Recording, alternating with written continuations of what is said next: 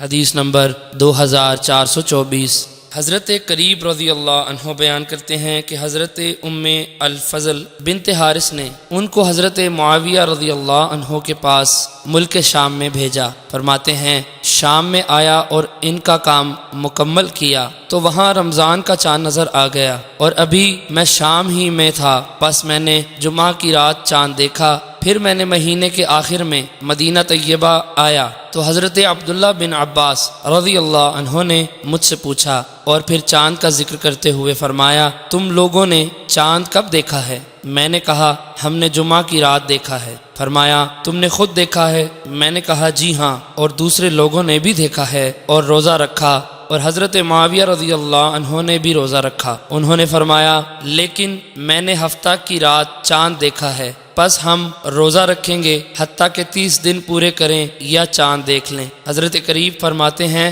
میں نے کہا کیا آپ کے لیے حضرت معاویہ کی رؤیت چاند دیکھنا اور ان کا روزہ رکھنا کافی نہیں؟ فرمایا نہیں، رسول اللہ صلی اللہ علیہ وسلم نے ہمیں اسی طرح حکم دیا ہے۔